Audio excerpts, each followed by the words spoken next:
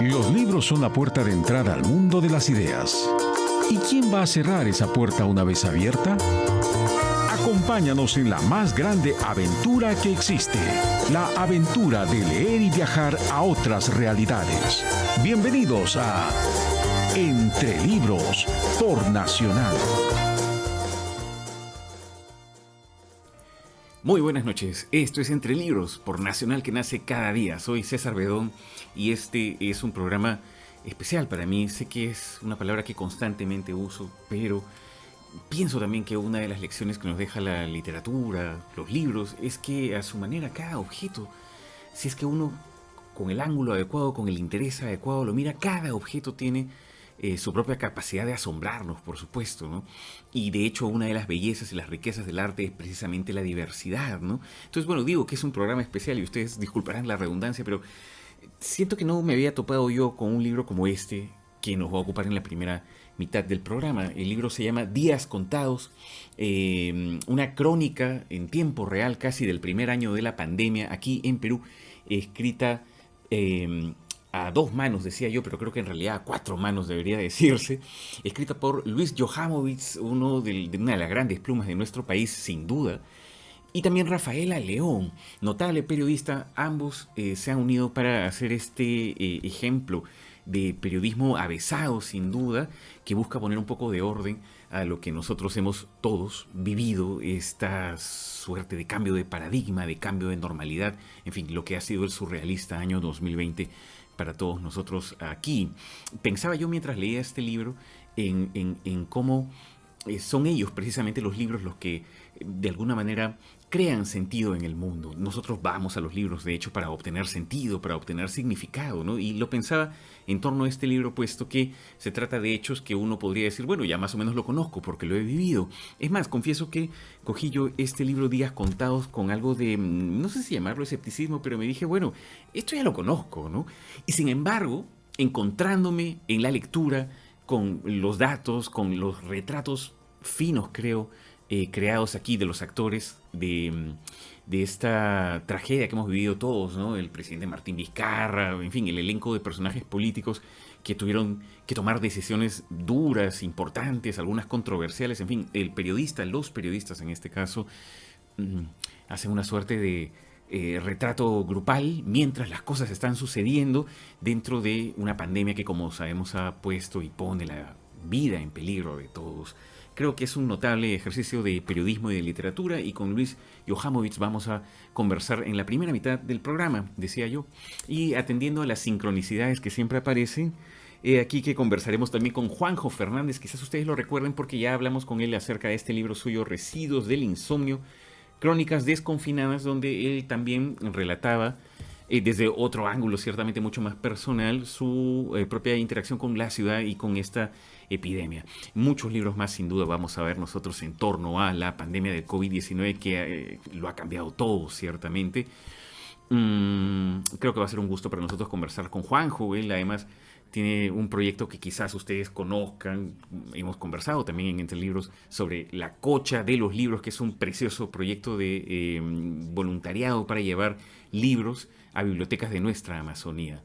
Creo que nada como la educación, nada como los libros para encontrarnos con nosotros mismos, para entender a otras personas y para crecer. Vaya que lo necesitamos, es evidente en una época tan loca como esta.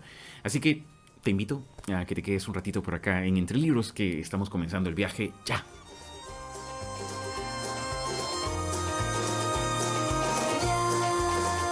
Este libro lo comenzamos a pensar, no a escribir. La escritura comenzó unos meses después, pero a pensar y a discutir el 5 de abril del 2020. Es decir, unos 20 días Después de declarar la después cuarentena. de declarada la cuarentena, sí. Y yo creo que han habido dos momentos en la escritura, por lo menos. Seguramente más, pero ahora que lo reviso retrospectivamente, creo que han habido dos, que es en función de nosotros, de los autores, de Rafaela y yo. Un primer momento hasta agosto, septiembre, octubre del año pasado, en el que el libro nos protegió.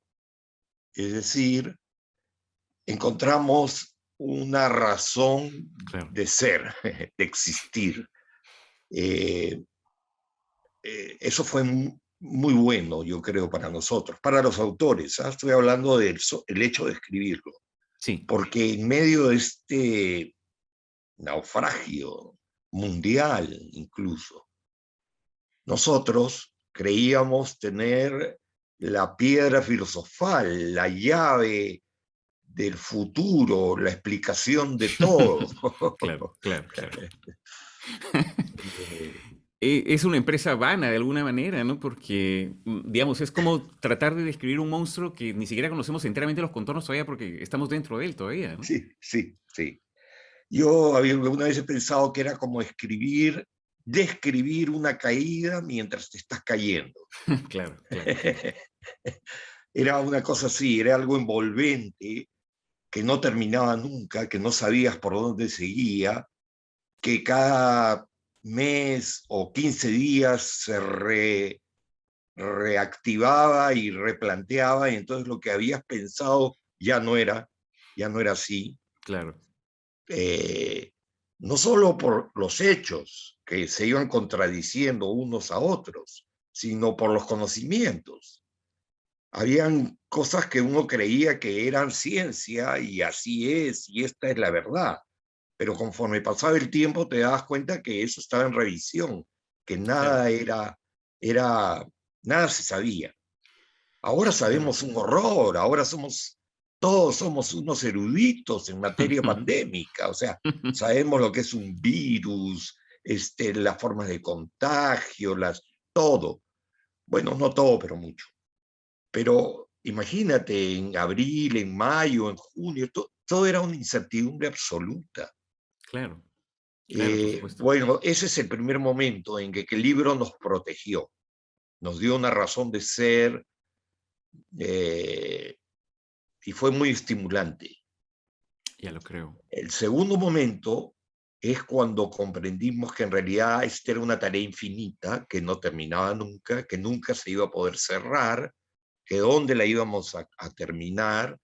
Y además, eh, trataba de describir la emergencia sanitaria, pero también la emergencia política. Y la emergencia política llegó un momento en que fue mucho más loca que la sanitaria.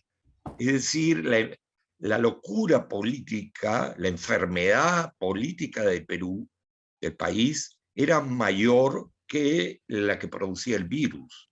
Claro. Entonces teníamos un Congreso demencial, un presidente que se vacunaba en secreto, una ministra de salud que decía horrores, o sea, no había forma de... Yo creo que todos hemos enloquecido el año pasado, lentamente, y seguimos, ¿ah? Pero poco a poco ha ido bajando el nivel.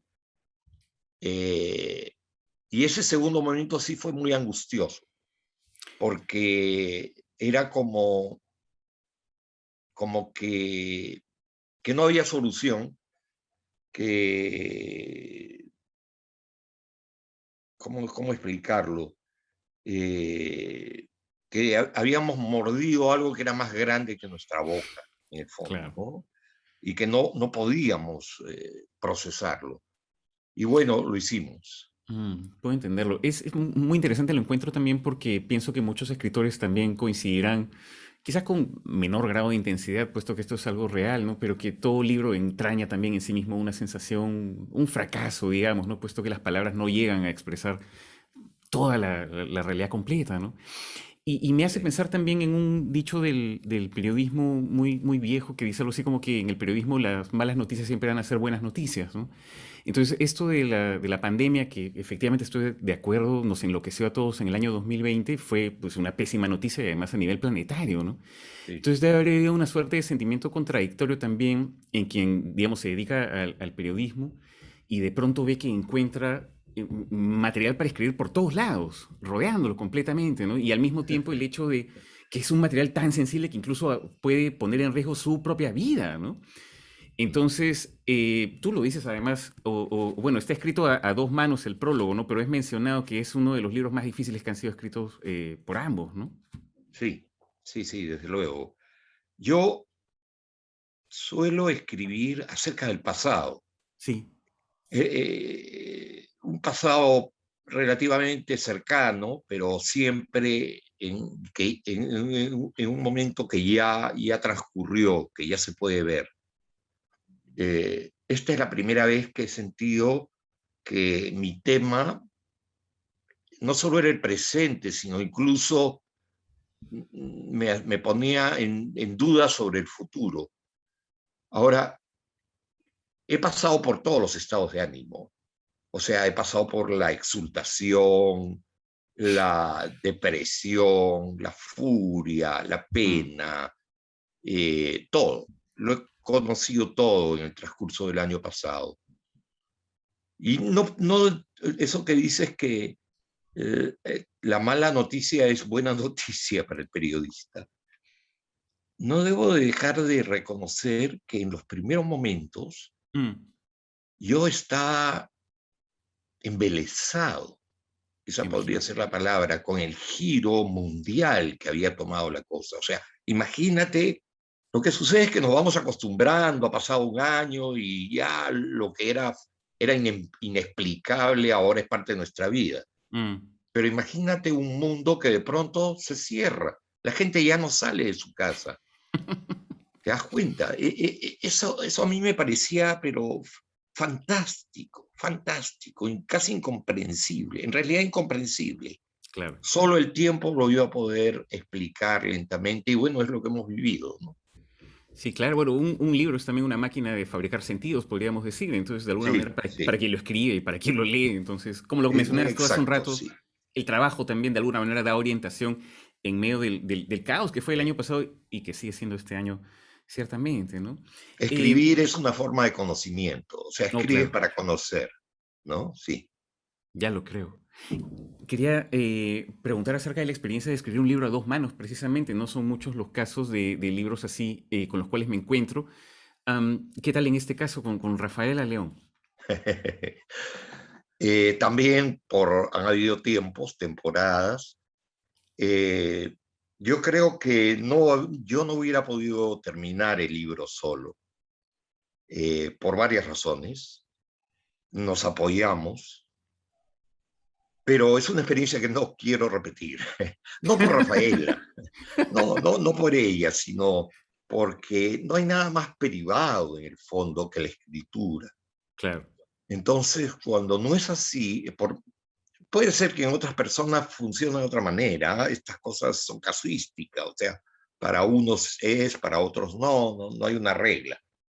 Pero no hay nada más privado que escribir. Entonces, cuando tienes que compartir algo tan íntimo, que son tus propias opiniones que ni siquiera están formadas, que están formándose en ti, Mm. es complicado. Pero en fin, lo hicimos, lo logramos, cediendo, regañando, ¿no? Y se hizo. Claro, claro. Es todo un juego. De hecho, eso es lo que también pensaba yo mientras leía el libro, porque hay varios equilibrios. Pienso que un escritor narrando esta tragedia en tiempo real, de alguna manera, hay varios equilibrios que uno tiene que hacer. Se me ocurría, por ejemplo, el hecho de que varios de los entrevistados para el libro, y de hecho desfilan en el libro personajes que todos nosotros hemos visto más bien a través de las pantallas de televisión y, en fin, de las noticias, ¿no? Tony Alva, por ejemplo, ministra de Economía entonces, Pilar Macetti, el Martín Vizcarra, ciertamente, el ministro Víctor Zamora. Y bueno, varios de los personajes al final del libro ya no están ni siquiera en los cargos que ocupaban originalmente. Sí, Y no sí, solamente eso, sino que algunos de ellos están acusados, en fin, sí. por acciones. Entonces es también la cercanía con la fuente y al mismo tiempo el no juzgarla, sino buscar entenderla, asumo, eh, y tener las opiniones propias en medio de la locura. sí. Qué asunto de verdad haber llevado al fin y al cabo este proyecto con éxito, ¿eh? Este, es que esto que te digo que hemos enloquecido, o sea, se decían cosas increíbles, ¿no? Acusaciones de genocidio, no sé, todo el mundo tenía unas opiniones extremistas al máximo, no todo el mundo, ¿ah? Mm, Pero yo creo que sí, básicamente la prensa de televisión, si es que se puede decir que eso es prensa, porque yo creo que prensa es papel y el papel requiere un mínimo de tiempo y la televisión claro. es todo lo contrario. Pero en televisión se decían horrores, ¿no? El punto de vista crítico no era crítico, era homicida, era negacionista de todo. Y nosotros no podíamos ir por allí. Teníamos además algo más de calma, de tiempo para pensar, ¿no? Creo que la cobertura, sobre todo al principio, fue nefasta, fue atroz, la ignorancia fue a toda prueba, eh, en fin. Y claro, todos los personajes, todos, creo que no hay ni uno que sobreviva, Ya. volaron de sus lugares, ¿no? Como reflejo de esta locura colectiva que hemos vivido. Eh, y y yo me reafirmo en que fuimos justos eh, y tratamos de darle a cada quien lo que les correspondía. Creo que ninguno ha quedado contento, ¿no? Eso puede ser una buena señal de repente. Tal vez es una buena señal, pero ninguno ha quedado contento al ver su retrato, ¿no? Mm, me imagino, me imagino. Pero qué empresa realmente esta, ¿eh? Yo quería compartir con nuestros amigos oyentes una parte del libro, una partecita en realidad, solamente para poner un matiz, porque es ciertamente un libro trágico, pero quería compartir este pedacito que me hizo la verdad carcajear. Y dice así, un sábado de mayo, hablando de se llama Locos por las pruebas el capítulo, una parte dice, un sábado de mayo, el ministro Zamora recibió en su despacho la visita de un fiscal de Lima Este que en nombre de varios fiscales le traía malas nuevas. Zamora estaba a punto de ser denunciado penalmente por atentar contra la vida y la salud a causa de sus malas políticas. El ministro debe haber parpadeado al escuchar la comunicación completa del visitante. Todo se podía arreglar a cambio de 300 pruebas que serían aplicadas entre el personal de ciertas fiscalías concernidas. Mi vida se divide en antes y después de las pruebas rápidas, ironizaba. Cuando todo pasó, Zamora llamaba a esta banda de fiscales los malditos del hisopado. Es una risa amarga, también uno podría decir, ¿no? Sí, Lo sí, sí, kafkiano esto que se narra. sí, sí, sí. Ahora, una cosa que he notado después, ya cuando apareció el libro, es que el lector, en general, lo que observa es la miseria pública, es Mm, decir, lo mal que se respondió, los errores que se cometieron, lo desastroso que es el Estado peruano. Y claro, es verdad, esa es la tela que había que cortar, pero el libro también fue escrito con otro propósito, que es transmitir la emoción de ese año, ¿no? La emoción, los miedos, las furias, porque el lector de este libro lo que va a hacer es que va a leer un año de su biografía, va a claro. leer un año de su vida, va a recordar ese año inolvidable por muchas razones, pero que por la marcha natural de la vida y la sucesión infinita de la actualidad, la vamos dejando atrás, ¿no? Pero es un año de la vida del lector, ¿no? Oh, sin duda, sin duda, sin duda. De hecho, tú hacia el final del libro dices que nadie podrá olvidarlo y sin embargo nadie que lo haya vivido tampoco podrá recordarlo completamente, ¿no? Así es, así es. Mm, Ahora, tú es verdad. sabes, el libro realmente, yo esperaba mucha más repercusión, Ajá. pero después me di cuenta que no, era inevitable que no repercuta demasiado, porque bueno, hay otras noticias muy grandes que se han sucedido. Hemos entrado a un mundo muy loco desde entonces, Oh, pero yo creo que es un libro que se va a leer en el futuro. Ojalá las librerías tengan algunos ejemplares, porque con el tiempo la gente va a decir sí. O sea, ahora nadie quiere volver a ese año, nadie tiene el ánimo, más bien queremos, yo mismo, yo quiero ya vivir la post-pandemia, ¿te das cuenta? Sí. Hacer una gran fiesta y volver al 2019, cosa que no se puede, es imposible, no se va a poder nunca, pero yo creo que con el tiempo el lector, los lectores, que cada vez son menos, inevitablemente me temo, van a volver a buscar el libro que ahora no quieren ver, ¿no? Yo también creo que va a ser un libro de referencia en el futuro. De hecho, tú citas en uno de los epígrafos, bueno, no sé si eres tú o Rafaela, pero en todo caso en el libro está una cita del escritor David Byrd que dice lo siguiente: a los historiadores del futuro les preguntarán en qué trimestre del 2020 están especializados. ¡Qué cita! ¡Qué bárbaro! Sí. La verdad es que me dejó pensando. Estamos por terminar la conversación, Luis, pero no quería desaprovechar la oportunidad para preguntarle a un escritor de tu fuste sobre lo siguiente. Es un tema muy amplio, por supuesto, y quizás el tiempo sea, la verdad, mínimo, pero tú hablas también en el libro de cómo muchos sentidos comunes durante la pandemia han cambiado, por ejemplo, el auge de la ultraderecha que lo estamos viendo en todo el mundo y además la aparición de esta palabra llamada posverdad. ¿Cuáles son tus sensaciones al respecto como hombre de hechos, digamos? ¿Qué sientes? ¿Cuáles son las respuestas posibles frente a esta amenaza, digamos, al sentido común? ¿Cómo lo ves tú? Te diría que es paralelo, no es lo mismo, pero es paralelo a la aparición de un virus o una pandemia. Claro. O sea, cuando tú ves a una persona que cree algo absurdo, o que repite, o que lanza ideas enfermizas, o dañinas, o malvadas, no puedes hacer nada sino, uno, protegerte, como lo harías de un virus. Cuenta.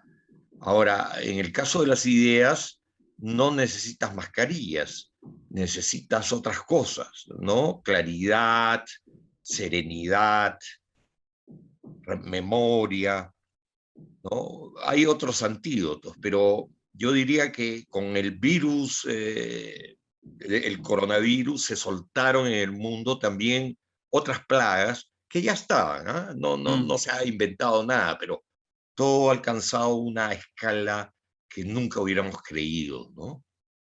Eso, yo te diría eso, César.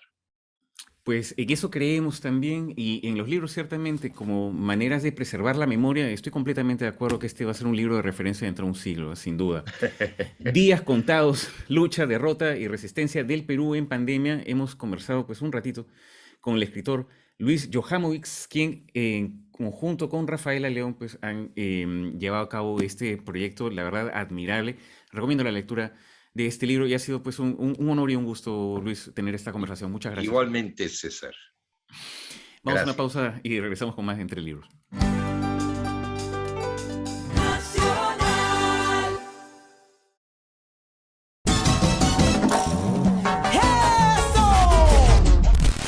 Este es un comercial de cumbia. Sin cumbia. Y lo hicimos de este modo para probarte cómo suenan tus tardes sin cumbia. Así. Tan aburridas como este comercial. Mejor ponle alegría a tus tardes con Señora Cumbia, Perú. Con Yuli Pinedo. De lunes a viernes a las 3:30 por Nacional.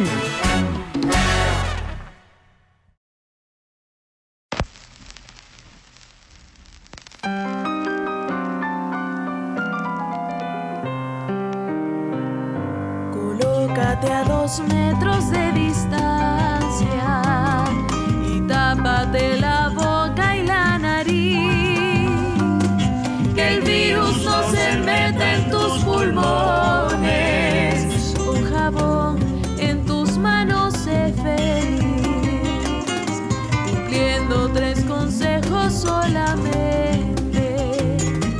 haciendo lo que enseña esta canción. Podríamos salvar a mucha gente y evitar que se mueran sin razón. Podríamos salvar a mucha gente y evitar que se mueran sin razón.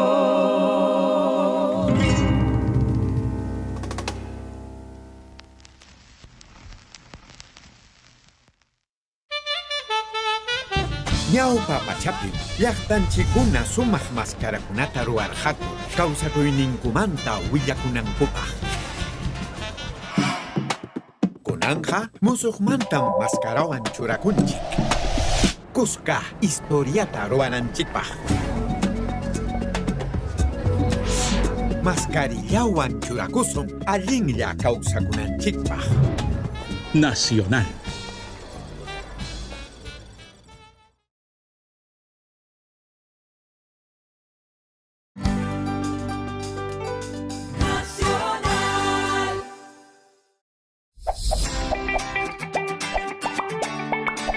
La Biblioteca Nacional del Perú presenta BNP Tips, consejos útiles para que nuestras niñas y niños disfruten de la lectura. El aprendizaje de las convenciones literarias es un proceso lento que nace con la imaginación a partir del juego. En esta etapa, las niñas y los niños suelen transformar los objetos. De pronto, un palo es un caballo o una espada. Y es en este momento en que el lenguaje y las palabras son los encargados de que las cosas sucedan. Por ello, leer una y otra vez el mismo relato es necesario porque permite imaginar e incorporar una escena, un personaje o simplemente una frase. Para que los adultos acompañen en esta etapa adecuadamente a las niñas y a los niños, te recomendamos lo siguiente. Establece un horario para leer, de tal manera que ambas partes sepan en qué momento disfrutarán de un relato. Cuando estén leyendo juntos y quien te escucha se adelanta la historia o repite algunas partes, esta es una magnífica señal porque significa que se está apropiando de la historia y que está aprendiendo las convenciones literarias. Cuando el relato contiene juegos de palabras como rimas, adivinanzas, retahílas, entre otros, invítale a repetirlas juntos. Finalmente, es necesario saber que cuando una niña o un niño pide que le repitan el mismo relato una y otra vez, solo está pidiendo un poco más de tiempo para aprender y disfrutar. Estos fueron los BNP Tips. Síguenos en las redes sociales de la Biblioteca Nacional del Perú.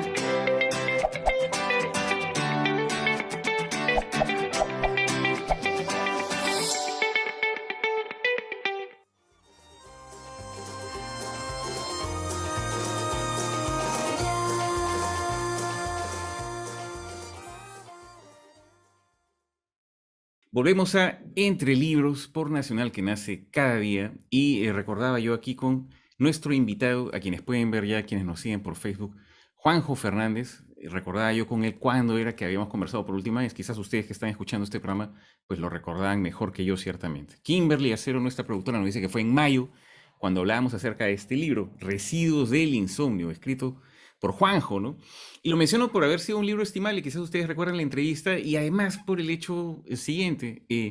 Hace un ratito nosotros conversábamos con el escritor Luis Johamovitz, y él ha hecho este libro, como ustedes recordarán, días contados en torno al primer año de la pandemia, y hablábamos acerca de cómo van a, sin duda, seguir saliendo libros que tienen como escenario esta etapa tan loca que estamos viviendo, ¿no?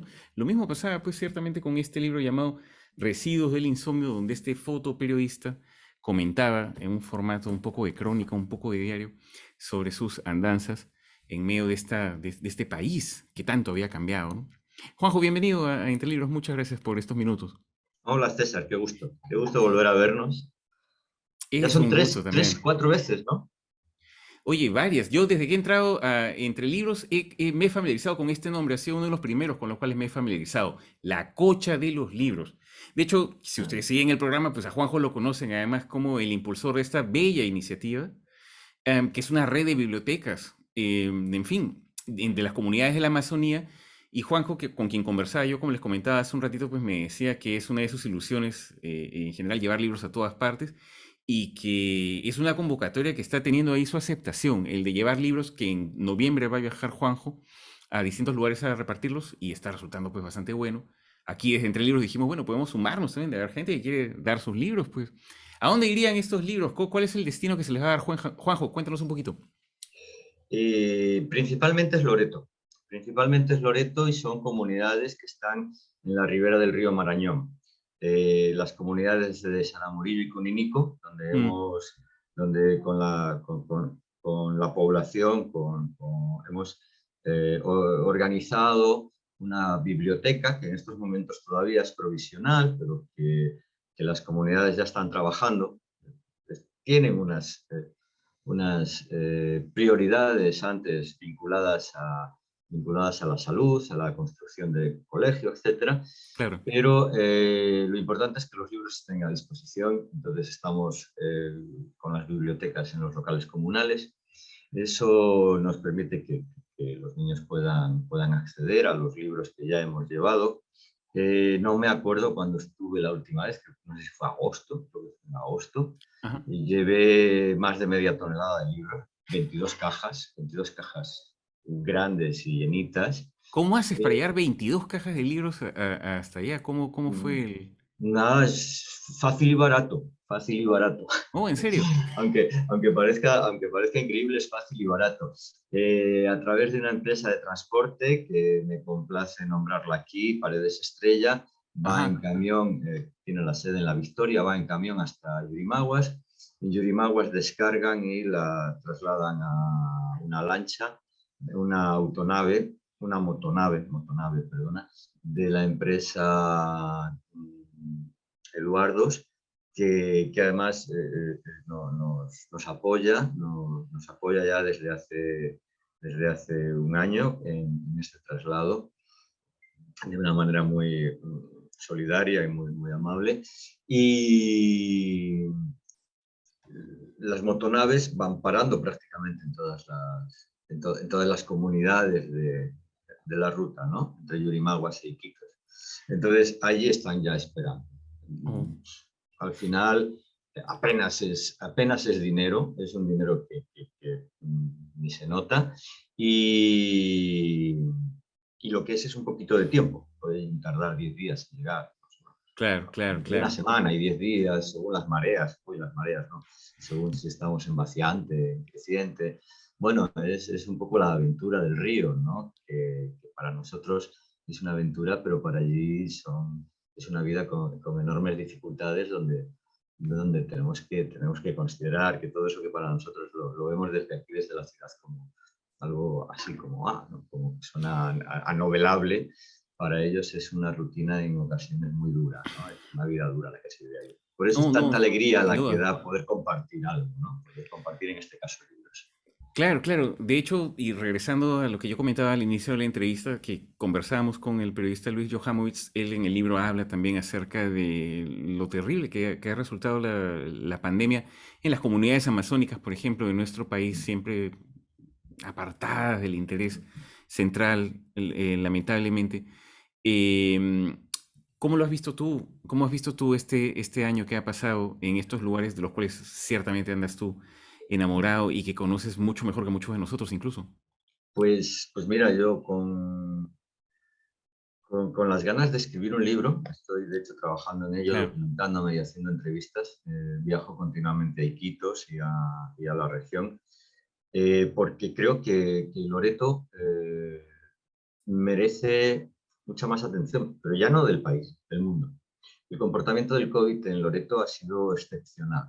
Te cuento, por ejemplo, que entre abril y mayo de 2020, es el primer golpe, es algo que nos sobrecoge a todos, las escenas de dolor y de muerte en las calles de Iquitos. Antes habíamos visto en Guayaquil, en Ecuador, cosas que nos sorprendían, y de repente lo encontramos en las puertas de casa, en Iquitos. Luego eso mismo sucedió en todo el país, en todas las ciudades del país. Las mismas colas por el oxígeno, la misma falta de recursos para el manejo de los cadáveres, la misma falta de profesionales médicos, etcétera, ¿no? En esa primera ola hay un pico de muerte el día del 3 al 4 de mayo, o del 2 al 3 de mayo. En esa noche se agota el oxígeno y fallecen 90 y tantas personas. Eso sucede en la ciudad, en el área urbana y periurbana de la ciudad, ¿no? Todo el mundo pensaba en ese momento que cuando la enfermedad llegara a las comunidades, al área rural, íbamos a hablar de una hecatombe. La enfermedad llegó, contagió a muchísima gente y en todas las cuencas que yo he visitado apenas ha habido muertos. Ha habido fallecidos en los centros poblados, en los más grandecitos, pero por ejemplo, en el Napo falleció una mujer allá, como por julio. Ajá. En el Nanay, nadie. En el Marañón, en Maipuco hubo 8 fallecidos. Hubo más muertes en Mazán e Indiana, hubo más muertes por la proximidad con Iquitos. En el Corrientes hubo muertes en Trompeteros, porque el alcalde hizo una campaña para donación de alimentos en una lancha donde había varios tripulantes que estaban contagiados. Entonces, Qué terrible. es para estudiar. La segunda ola, cuando en el país supera en fallecidos la segunda ola a la primera ola, en Iquitos es una quinta parte. Es una quinta parte. Y la noche que más fallecidos hay 23. 5 veces menos, ¿no? Hay una cantidad de circunstancias enormes. Y luego se destaca mucho, cuando estás allí, que ellos no han recurrido a la medicina occidental, sino a la medicina vegetal, ¿no? Y que finalmente es una forma de hidratarse, porque es a base de tomar tés con plantas, diferentes plantas, ¿no? Es una forma de mantener el cuerpo hidratado, que era lo más importante cuando tú estás pasando por la enfermedad del COVID, con la enfermedad del COVID. Yo no entiendo por qué no hay un ejército de investigadores en Loreto investigando qué pasó. Porque posiblemente nos darían claves para entender esta enfermedad que nos sigue haciendo sufrir todavía, ahora de una forma más social, pero que todavía no se conoce. Claro. Yo creo que no se conoce, todavía no se entiende. Qué interesante lo que tú comentas, ¿no? Es evidente, bueno, estamos ahora en un permanente estado de emergencia, uno podría decir, en este país y en el mundo en general. Y pienso que en algún momento, cuando el panorama esté un poco más claro, que parece que alguna claridad hay en el horizonte para nuestro país, ojalá espero, comenzaremos a, pienso, revalorar algunas de las sabidurías que este país posee, por supuesto, como son las de los pueblos amazónicos originarios, y habrá mucho que sin duda aprender. Es verdad que además estamos todavía en medio de una pandemia mundial y es muy poco lo que sabemos ciertamente, ¿no? Además convivimos en medio de tanta desinformación como tú mismo lo sabes. En fin, no hay tiempo quizás ahora para lo importante, sino más bien para lo urgente, es lo que dirían algunos. Pero pienso que los pueblos amazónicos, lo hemos dicho siempre en este programa y estamos convencidos de ello, juegan un papel muy importante en esta nueva era que ya está iniciándose, ¿no? Sin duda. Va a ser muy importante que le prestemos atención. Sí. Y además, llevando un poquito el tema a la cocha de los libros, a las bibliotecas, yo siempre he pensado que las bibliotecas son... el libro es finalmente una puerta al saber, a la cultura, a la sabiduría, ¿no? Y una biblioteca es la casa de los libros, es por tanto la casa del saber. Y ese saber no es solo el que está en los libros que nosotros llevamos, ¿no? De un tipo, de otro tipo, sino que este saber en las comunidades amazónicas vive en los mayores, en los abuelos, en las abuelas. Claro. Y la biblioteca debería de ser, a mí me encantaría, y quisiera que mi esfuerzo, además de llevar libros, cuando comparto el tiempo con los niños, con las niñas y con los jóvenes de las comunidades, es el que tomen esos libros como una motivación, como un ejemplo de lo que se puede hacer, de contarse a sí mismos, de preguntarle a sus abuelos, de acompañar a sus papás, a sus mamás, y todo eso volcarlo, todo ese saber volcarlo. Estos niños, niñas jóvenes, que son la nueva generación, que manejan las tecnologías ya, ¿no? Pueden grabar un vídeo, que pueden compartirlo en las diferentes aplicaciones o redes sociales que hay, pues que también vuelvan su mirada hacia lo suyo, ¿no? Porque hay una enorme colonización desde esas redes sociales, de cosas que, bueno, la industria cultural o la industria del espectáculo, ¿no? O la industria, no sé cómo llamarlo, que capta tiene un poder enorme para captar la atención de todos ellos, ¿no? Sí, Y ya de lo alguna creo. manera decirles, oye, mirad qué bonito lo cuentan aquí de otro pueblo como vosotros, ¿no? Este cuento de este país, de este otro país o de esta región. ¿Por qué no hacemos nosotros y contamos nuestra historia? Contáis vuestra historia pues, escribiéndola, grabándola, cantándola, dibujándola, ¿no? Entonces, para mí las bibliotecas siempre las he considerado así, más cercanas a una casa de cultura. Lo que pasa es que el término de casa de cultura es como muy urbano, no me gusta. Claro, claro, claro. Pero es efectivamente un lugar de crecimiento, ¿no? De hecho, el papel de la biblioteca, digamos, actualmente es mucho más que la imagen que uno podría tener en la cabeza de una señora con lentes haciendo a una sala llena de gente, digamos, trabajando o leyendo, no, sino que es más bien un lugar de encuentro, que es lo que propones tú y en verdad todas las personas que aman los libros, ¿no? ¿Cómo es que se está llevando el proceso de, no sé, de recojo? ¿O cómo podría, digamos, una persona que tenga libros, que Bien, quiera colaborar, cómo podría hacerlo? bien. La principal vía de contacto es la página en Facebook de La Cocha de los Libros. Es fácil de recordar en Facebook y es fácil de encontrar a través de los buscadores La Cocha de los Libros. Desde ahí, pues ya me pueden contactar por Messenger y tenemos un correo electrónico que como soy un desastre no lo uso, que creo que se llama cochadelibros@gmail.com. La gente en las comunidades, por la circunstancia de que al hacer una carga no gastas tus datos cuando navegas por Facebook y por WhatsApp, es lo que Claro, más atiende, es lo que más visita, ¿no?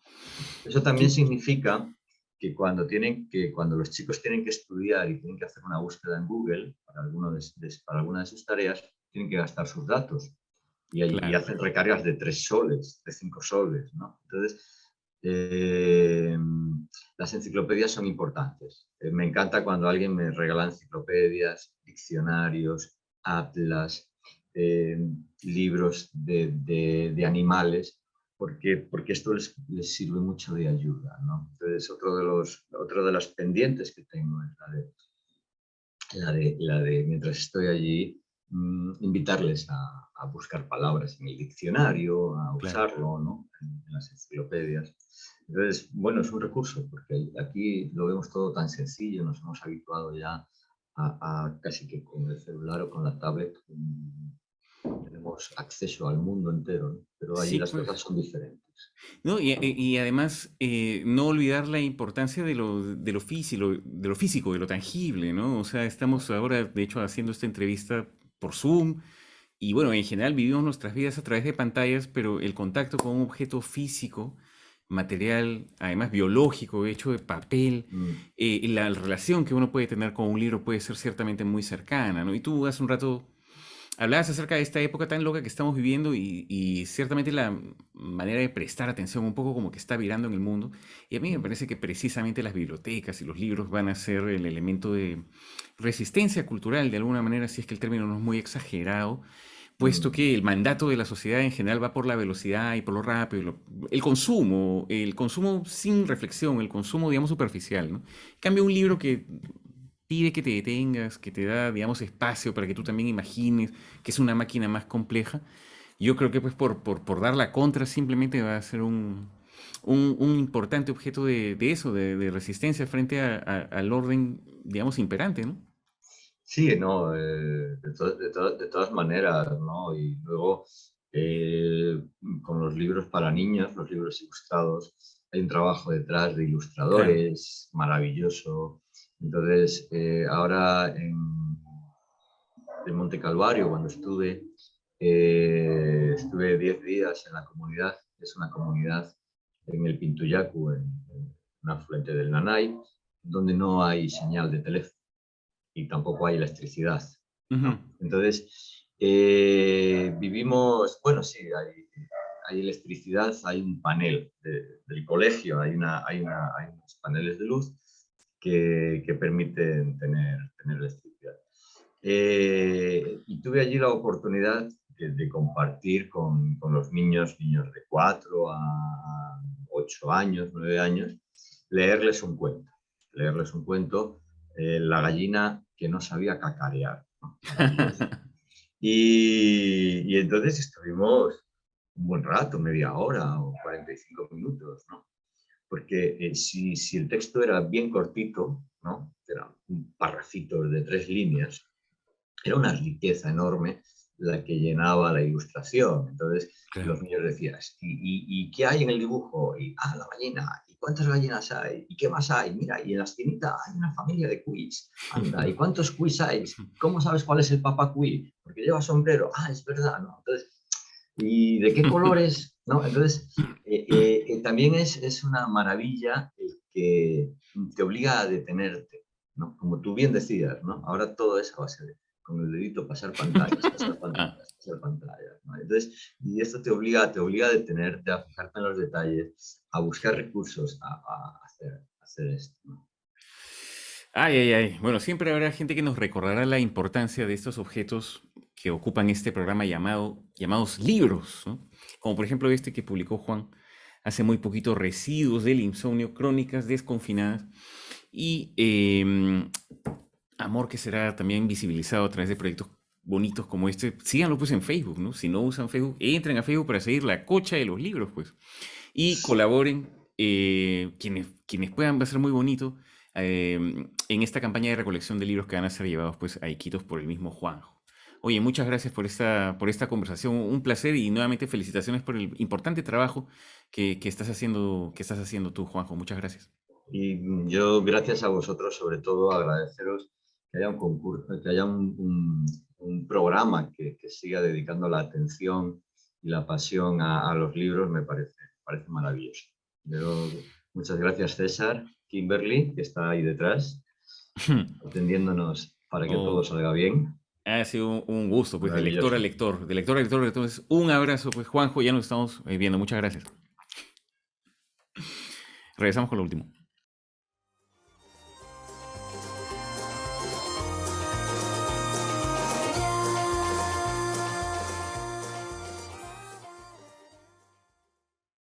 Empezó la Antifilm y esta segunda edición pandémica será en formato virtual y presencial.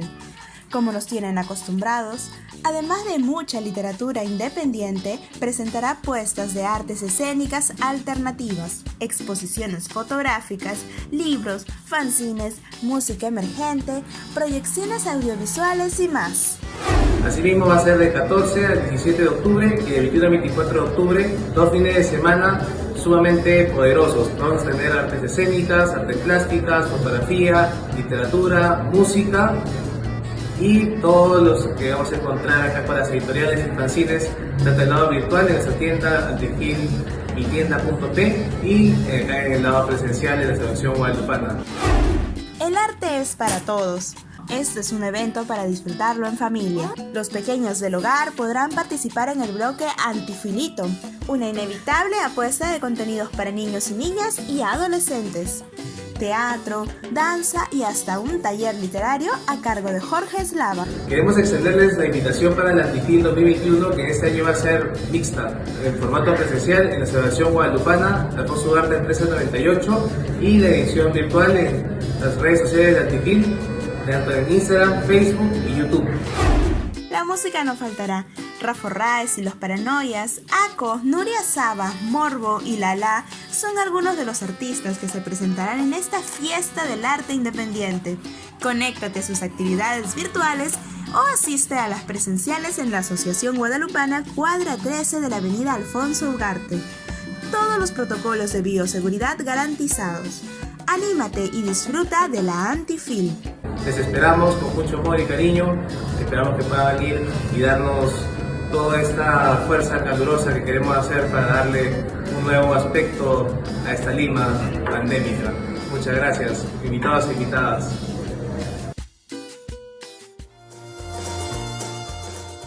De esta forma hemos terminado Entre Libros. Gracias por haber estado allí escuchando. Ha sido de verdad un gusto para mí poder hacer este programa para ti, donde quiera que estés escuchando esto. De parte mía, ciertamente, y de parte de Kimberly Acero, productora de Entre Libros, pues me despido. Mis mejores deseos hasta dentro de 7 días. Que estemos todos muy bien.